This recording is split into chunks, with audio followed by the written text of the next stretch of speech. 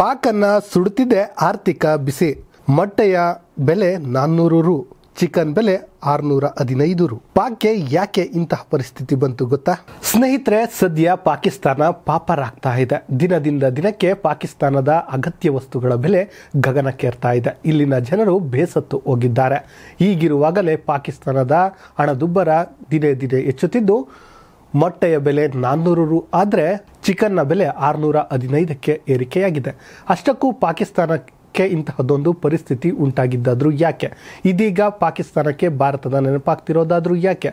ಆ ಕುರಿತ ವಿಶೇಷ ವರದಿ ನಿಮ್ಮ ಮುಂದೆ. ಸ್ನೇಹಿತರೆ, ಪಾಕಿಸ್ತಾನದಲ್ಲಿ ಆರ್ಥಿಕ ಸಮಸ್ಯೆ ದಿನದಿಂದ ದಿನಕ್ಕೆ ಉಲ್ಬಣಗೊಳ್ಳುತ್ತಲೇ ಇದೆ. ಸಾಮಾನ್ಯ ಜನರಿಗೆ 2 ಹೊತ್ತಿನ ಊಟ ಕೂಡ ಸಿಗೋದು ಕಷ್ಟವಾಗ್ತಾ ಇದೆ. ಪಾಕಿಸ್ತಾನದ ವಿವಿಧ ನಗರಗಳಲ್ಲಿ ಆಹಾರ ಪದಾರ್ಥಗಳ ಬೆಲೆ ಗಗನಕ್ಕೇರ್ತಿದೆ. ಪಾಕಿಸ್ತಾನದ ಲಾಹೋರ್ ನಗರದಲ್ಲಿ ಒಂದು ಮೊಟ್ಟೆಯ ಬೆಲೆ 33 ರು ಆಗಿದೆ. ಅಂದರೆ 12 ಮೊಟ್ಟೆಯ ಬೆಲೆ ಬರೋಬ್ಬರಿ 400 ರುಗೆ ತಲುಪಿದೆ. ಪಾಕಿಸ್ತಾನದಲ್ಲಿ ಸಾರ್ವತ್ರಿಕ ಚುನಾವಣೆಗೆ ಇನ್ನು 1 ತಿಂಗಳು ಇರುವಂತಹ ಸಮಯದಲ್ಲಿ ಇಂತಹದೊಂದು ಪರಿಸ್ಥಿತಿ ಎದುರಾಗಿದ್ದು, ದೇಶದ ಸ್ಥಿತಿ ಇನ್ನಷ್ಟು ಗಂಭೀರವಾಗುವ ಸಾಧ್ಯತೆ ಇದೆ. ಸ್ನೇಹಿತರೆ, ಇದೆಲ್ಲದಕ್ಕೂ ಕಾರಣ ಏನಂತ ನೋಡೋದಾದ್ರೆ ಅಲ್ಲಿನ ಆಡಳಿತದ ಎಡವಟ್ಟುಗಳು ಎನ್ನಲಾಗ್ತಿದೆ. ಪಾಕಿಸ್ತಾನದ ಮಾಧ್ಯಮಗಳ ಪ್ರಕಾರ ಜನವರಿ 15ರಂದು ಲಾಹೋರ್ ಪಂಜಾಬ್ನಲ್ಲಿ 1 ಡಜನ್ ಮೊಟ್ಟೆಗಳ ಬೆಲೆ 400 ಪಾಕಿಸ್ತಾನಿ ರೂಪಾಯಿಗಳನ್ನು ದಾಟಿದೆ. ಇನ್ನು ಈರುಳ್ಳಿಯ ಬೆಲೆಯೇನೂ ಕೂಡ ಕಡಿಮೆ ಇಲ್ಲ, 230 ರು ಆಗಿದೆಯಂತೆ.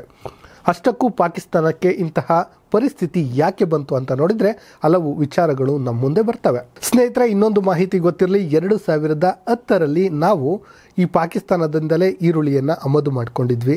ಅಂತಹ ಪಾಕಿಸ್ತಾನ ಇವತ್ತು 230 ರೂಪಾಯಿಗೆ 1 kg ಈರುಳ್ಳಿಯನ್ನು ತೆಗೆದುಕೊಳ್ಳುತ್ತೆ ಅಂದರೆ ಯೋಚನೆ ಮಾಡಿ ಪಾಕಿಸ್ತಾನದ ಪರಿಸ್ಥಿತಿ ಹೇಗಿರುತ್ತೆ ಅಂತ. ಇನ್ನು ಸ್ನೇಹಿತರೆ, ಪಾಕಿಸ್ತಾನದ ಬಗ್ಗೆ ನೋಡೋದಾದ್ರೆ ನಿಮ್ಮೆಲ್ಲರಿಗೂ ಗೊತ್ತಿದೆ, ಮೊದಲು ಅಣುಬಾಂಬ್ ಇದೆ ಅಂತ ಪುಂಗುತ್ತಿದ್ದಂಥ ಪಾಕ್ ಇದೀಗ ಭಾರತದ ಪರ ಮಾತನಾಡುವ ಕೆಲಸವನ್ನು ಮಾಡ್ತಾ ಇದೆ.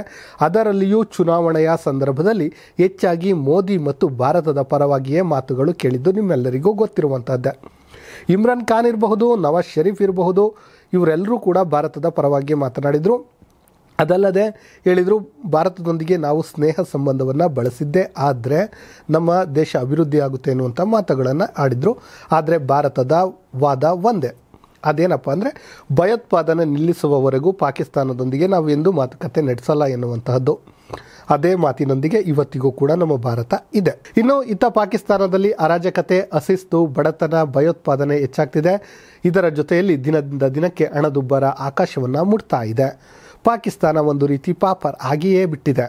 ಇನ್ನು ಇದೇ ಸಮಯದಲ್ಲಿ ಮಿತ್ರ ರಾಷ್ಟ್ರ ಅಮೆರಿಕ ಕೂಡ ಕೊಂಚ ದೂರವಾಗ್ತಾ ಇದೆ. ಭಾರತದೊಂದಿಗೆ ಉತ್ತಮ ಸಂಬಂಧವನ್ನು ಹೊಂದಿ ಎನ್ನುವ ಮೂಲಕ ಎಚ್ಚರಿಕೆಯನ್ನು ಕೊಟ್ಟಿದೆ. ಹೌದು ಸ್ನೇಹಿತರೆ, ಅಮೆರಿಕ ಕೂಡ ಭಾರತದೊಂದಿಗೆ ನೀವು ಚೆನ್ನಾಗಿದ್ದರೆ ಮಾತ್ರ ನಾವು ನಿಮಗೆ ಸಾಲವನ್ನು ಕೊಡ್ತೀವಿ ಎನ್ನುವಂಥ ಮಾತನ್ನು ಹೇಳಿತು. ಇನ್ನು IMF ಕೂಡ ಇದೀಗ ಪಾಕಿಸ್ತಾನದ ಬಗ್ಗೆ ಎಚ್ಚರಿಕೆಯನ್ನು ವಹಿಸಿದ್ದು ಸಾಲವನ್ನು ಕೊಡುವಂಥ ಕೆಲಸವನ್ನು ಕೂಡ ಕಡಿಮೆ ಮಾಡಿದೆ. ಇನ್ನು ಚೀನಾ ಇದಕ್ಕೆ ಒಂದು ಮಾರ್ಗವಾಗಿದೆ. ಚೀನಾ ಕೂಡ ಇಲ್ಲಿಯವರೆಗೂ ಅದಕ್ಕೆ ಸಪೋರ್ಟನ್ನು ಮಾಡುವಂಥ ಕೆಲಸ ಮಾಡ್ತಿತ್ತು. ಇತ್ತೀಚೆಗೆ ಸ್ವಲ್ಪ ಮೂಗು ಮುರಿಯುವಂಥ ಕೆಲಸವನ್ನು ಮಾಡ್ತಾ ಇರೋದು ನಮ್ಮೆಲ್ಲರಿಗೂ ಗೊತ್ತಿರುವಂತಹದ್ದೇ.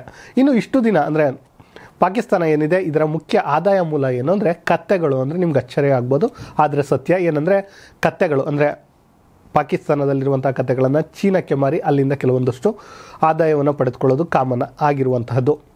ಇದನ್ನು ಬಿಟ್ಟರೆ ಏನಪ್ಪ ಮಾಡ್ತಾ ಇದ್ರು ಅಂದರೆ ಇಷ್ಟು ದಿನ ಇಸ್ಕೋ ಟೋಪಿ ಉಸ್ಕೋ, ಉಸ್ಕೋ ಟೋಪಿ ಇಸ್ಕೋ ಅಂದರೆ ಅವರ ಟೋಪಿಯನ್ನು ಇವರಿಗೆ, ಇವರ ಟೋಪಿಯನ್ನು ಅವರಿಗೆ, ಅಂದರೆ ಇವರಿಂದ ಸ್ವಲ್ಪ ಸಾಲವನ್ನು ತೆಗೆದುಕೊಂಡು ಅವರಿಗೆ ಕೊಡುವಂಥದ್ದು, ಅವರಿಗಿಂದ ಸ್ವಲ್ಪ ಸಾಲವನ್ನು ತೆಗೆದುಕೊಂಡು ಇವರಿಗೆ ಕೊಡುವಂತಹ ಕೆಲಸಗಳನ್ನು ಪಾಕಿಸ್ತಾನ ಮಾಡ್ತಾ ಇದ್ದಿದ್ದು ನಮ್ಮೆಲ್ಲರಿಗೂ ಗೊತ್ತಿರುವಂತಹದ್ದೇ.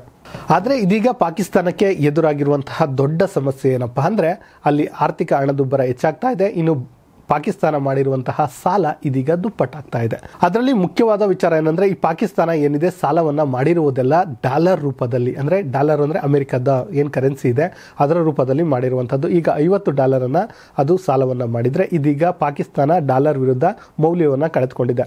ಆಗ $50 ಪಡೆದಿದ್ರೆ ಈಗ $100 ಕೊಡುವಂತಹ, ಅಂದರೆ ಡಾಲರ್ ಬೆಲೆ ಹೆಚ್ಚಾದಷ್ಟು ಇವರ ಸಾಲ ಕೂಡ ಹೆಚ್ಚಾಗುವ ಸಾಧ್ಯತೆ ಇದ್ದು ಇದೀಗ ದೊಡ್ಡ ಹೊಡೆತವೇ ಪಾಕಿಸ್ತಾನಕ್ಕೆ ಬಿದ್ದಿದೆ. ಆದರೂ ಕೂಡ ಪಾಕಿಸ್ತಾನ ತನ್ನ ನರಿ ಬುದ್ಧಿಯನ್ನು ಬಿಡ್ತಾ ಇಲ್ಲ. ಭಾರತದ ಗಡಿಯಲ್ಲಿ ಕೆಲವು ಯುವಕರು ಗನ್ನನ್ನು ಕೈಗೆತ್ಕೊಳ್ತಿದ್ದಾರೆ, ಸೊಂಟಕ್ಕೆ ಬಾಂಬ್ ಕಟ್ಕೊಂಡು ನಮ್ಮನ್ನು ಉಡಾಯಿಸಬೇಕು ಅಂತಲೇ ಬರ್ತಾ ಇರೋದು ಎಲ್ರಿಗೂ ಗೊತ್ತಿರೋ ವಿಚಾರ. ಆದರೆ ಇತ್ತೀಚೆಗೆ ಅದು ಸ್ವಲ್ಪ ಕಡಿಮೆ ಆಗಿರುವಂಥದ್ದು ನಮ್ಮೆಲ್ಲರಿಗೂ ತಿಳಿದಿರುವಂಥ ವಿಚಾರವೇ ಆಗಿದೆ. ಇನ್ನು ಸದ್ಯ ಸ್ನೇಹಿತರೆ, ಇದೀಗ ಪಾಕ್ನಲ್ಲಿ ತಿನ್ನೋಕ್ಕೂ ಅನ್ನ ಇಲ್ಲ. ಹಣದುಬ್ಬರದಿಂದ ಪರಿಣಾಮ ಬೆಲೆಗಳು ಗಗನಕ್ಕೇರ್ತಾ ಇದೆ. ಇಂತಹ ಸಮಯದಲ್ಲೇ ಪಾಕಿಸ್ತಾನದಲ್ಲಿ ಚುನಾವಣೆಗಳು ಎದುರಾಗಿವೆ. ಒಟ್ಟಿನಲ್ಲಿ ಸ್ನೇಹಿತರೆ, ಇದೀಗ ಪಾಕಿಸ್ತಾನದಲ್ಲಿ ಒಂದು ರೀತಿಯ ಹಣದುಬ್ಬರ ಹೆಚ್ಚಾಗಿದೆ. ಪ್ರತಿಯೊಂದರ ವಸ್ತುಗಳ ಬೆಲೆ ಕೂಡ ಗಗನಕ್ಕೇರ್ತಾ ಇದೆ. ಅದರಲ್ಲೂ ನಾವು ಫಾರ್ ಎಕ್ಸಾಂಪಲ್ ಆಗಿ ಕೊಟ್ಟಂತಹ ಬೇಳೆ ಬೆಲೆ ಇರಬಹುದು, ಈ ಈರುಳ್ಳಿ ಬೆಲೆ ಇರಬಹುದು, ಚಿಕನ್ನ ಬೆಲೆ ಇರಬಹುದು, ಇದೆಲ್ಲವೂ ಗಗನಕ್ಕೆ ಏರ್ತಾ ಇದೆ. ಅಲ್ಲಿನ ಜನರಂತೂ ಒಂದು ತುತ್ತು ಅನ್ನಕ್ಕೂ ಕೂಡ ಒದಲಾಡುವಂತಹ ಪರಿಸ್ಥಿತಿಗೆ ಬಂದಿದೆ. ಇಂತಹ ಸಮಯದಲ್ಲಿ ಇದೀಗ ಚುನಾವಣೆ ಎದುರಾಗಿದ್ದು ಜನರಿಗೆ ಒಂದು ಬಹುದೊಡ್ಡ ಅಸ್ತ್ರವೇ ಸಿಕ್ಕಿದೆ. ಇದೆಲ್ಲವನ್ನ ಗಮನದಲ್ಲಿಟ್ಟುಕೊಂಡು ಪಾಕಿಸ್ತಾನದ ಪ್ರಜೆಗಳು ಉತ್ತಮ ಸರ್ಕಾರವನ್ನು ಆರಿಸಿದ್ರೆ ಪಾಕಿಸ್ತಾನ ಸ್ವಲ್ಪ ಉದ್ಧಾರ ಆಗಬಹುದು. ಇಲ್ಲ, ನಮಗೆ ಭಯೋತ್ಪಾದನೆಯೇ ಬೇಕು, ಹಳೆ ಸರ್ಕಾರಗಳೇ ಬೇಕು, ನಮ್ಮದೇನಿದ್ರೂ ಭಾರತವನ್ನು ದ್ವೇಷಿಸೋದೆ ಎನ್ನುವಂತಹ ಮನಸ್ಸನ್ನು ಇಟ್ಟುಕೊಂಡು ಓಟ್ ಹಾಕಿದ್ದೆ ಆದರೆ ಪಾಕಿಸ್ತಾನ ಇದೇ ಪರಿಸ್ಥಿತಿ ಮುಂದುವರಿಬಹುದು. ಇನ್ನೂ ದುಸ್ಥಿತಿಗೂ ಬಂದರೂ ಅಚ್ಚರಿ ಇಲ್ಲ ಅಂತ ಹೇಳ್ತಾ ಇವತ್ತಿನ ಈ ಸ್ಟೋರಿಯನ್ನು ಮುಗಿಸ್ತಿದ್ದೇವೆ. ಇಂತಹದ್ದೇ ಸ್ಟೋರಿಗಾಗಿ ಸದಾ ನೋಡ್ತಾ ಇರಿ ಲಯನ್ ಟಿವಿ ಕನ್ನಡ.